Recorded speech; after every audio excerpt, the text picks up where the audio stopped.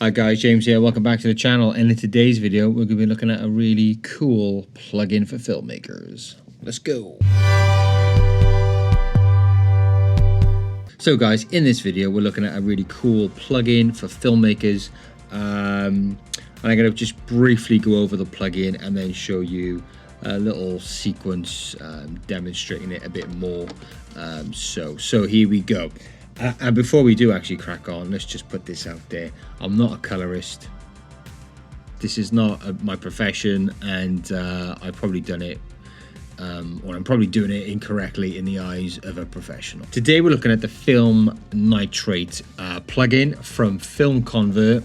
There's a lot of cool plugins for many of the popular editing programs such as Adobe Premiere, DaVinci, and Final Cut Pro. I'm using DaVinci Studio, and in essence it's the same across the board in terms of the plugin. I'm just gonna look at some random clips and apply the plugin, and just to give you an idea of how it works and what it offers. So here we go. So I'm going to take this little image, turn off the sound, of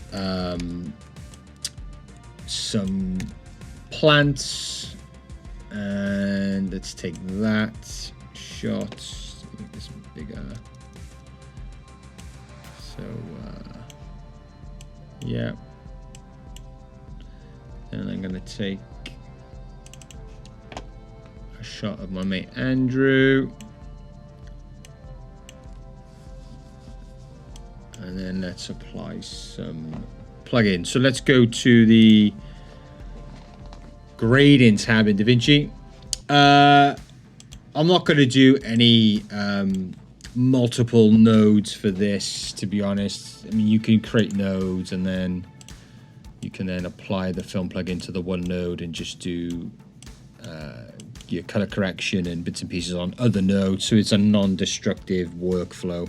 You could do it like that, but just for the sake of demonstrating the plugin, I'm just going to leave it to one node. So here we go. Now I'm already in my effects library, and down the bottom you'll see Filmconvert NITRATE, and it's a film emulation plugin essentially, which is really cool for filmmakers.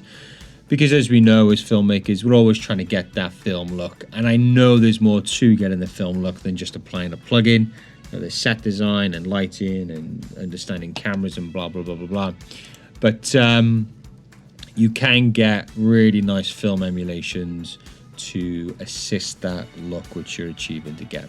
So here we go. So this, did I drag it over? No, I didn't. So here we go. So drag and drop it on, and then you can see automatically it just throws on this look. If you scroll to the top of the settings for the plugin, you'll see camera settings, and this is where you need to pick your camera model and make, and also the profile which you're using for the footage. So I shot this on a fucking on, I forgot, a G9. So I'm going to go to Panasonic, and I'm going to go to G9. I've already installed the profile, so if you've not installed the profile for your cameras, then do so. It's quite easy, straightforward to do.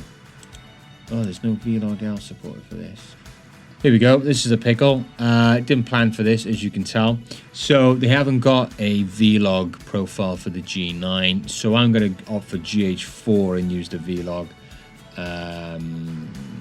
Actually, I'm going to go for GH5 and use the Vlog L. So that's annoying.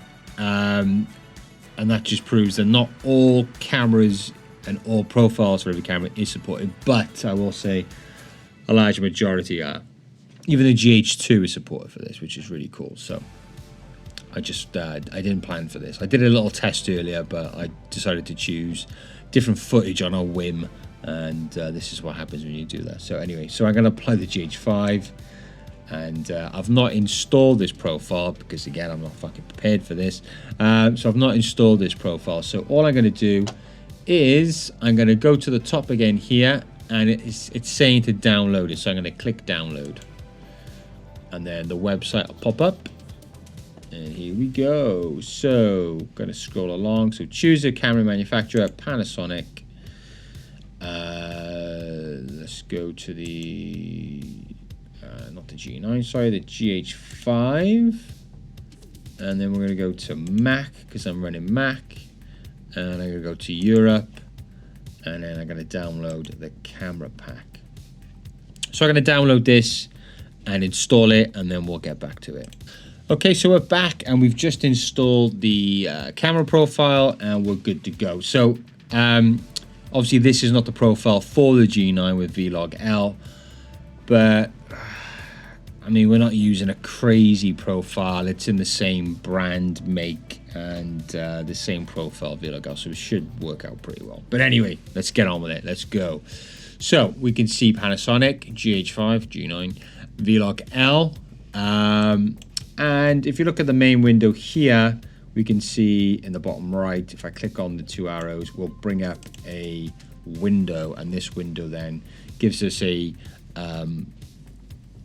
the ability to change the grain curve, the film response, so you can create an S-curve with that, or we can look at the color wheels and get into the shadows and midtones and what have you. So with that, coupled with the plug-in window here, you can see under camera settings, you've got film settings and you've got grain settings, you've got levels. So there's a lot of customization, or there's a lot of room to manipulate the footage.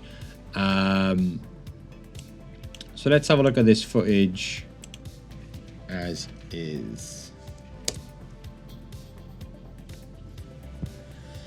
Yeah. Okay. It's not a very exciting shot, to be honest with you. But we can change exposure. We can bring it down. We can change the temperature. Make it cool. Make it warmer. There's a lot we can do. Saturation, tint, blah blah blah blah. But this is the good stuff here. This is film settings. So we've got film stock, the film color, the cine into print film, and then the film size as well. So we have a fair few options here for film stock. So if we go through, so 5213, what does that do? Bit of a warmer look on the FG. I'm guessing that's Fuji.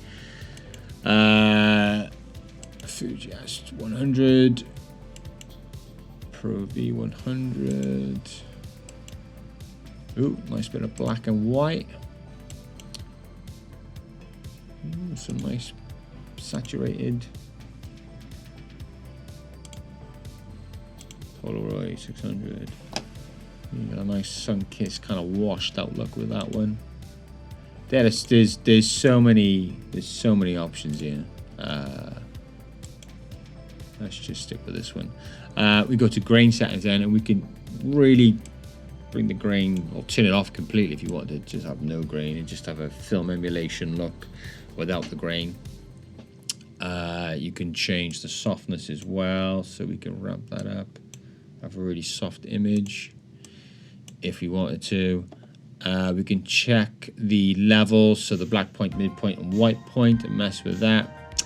And we've got the overlays here, and the wheels, and the shadows. So this is where you might want to spend a bit of time just to correct. So we could bring down highlights. Let's raise that up a bit, so bring it down. Gain down. Again, it's not the best shot, to be totally fair.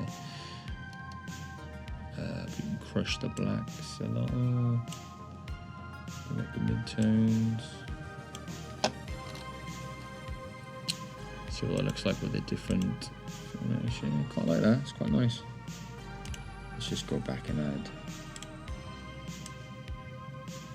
As we all know, to really look cinematic, the only thing you need to do is add crop bars. So let's do that. Let's go for 135. 135. There we go.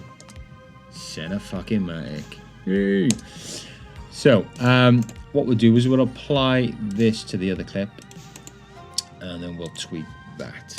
So, let's change the film stock.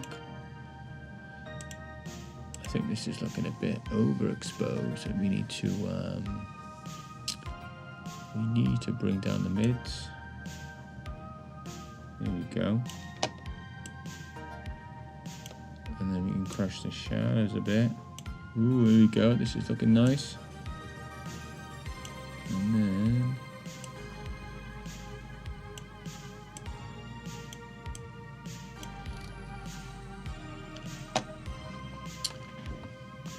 let's see what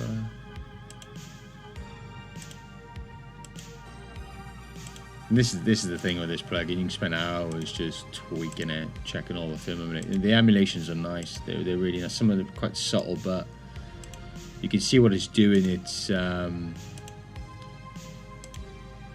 helping create that film look. The black and whites are quite nice.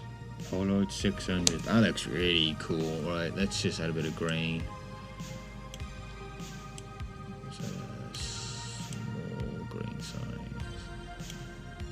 What we got here then? That looks nice. It's got a nice quality to it. Looks really nice. Just tell him to act at this point. Yeah. So there we go. A little kind of oversight of how to use it. And just showing what it does, and it's a really helpful tool to get.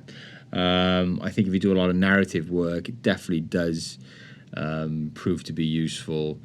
So that's the Filmconvert plugin. Here's a little sequence I shot, and hope you enjoy.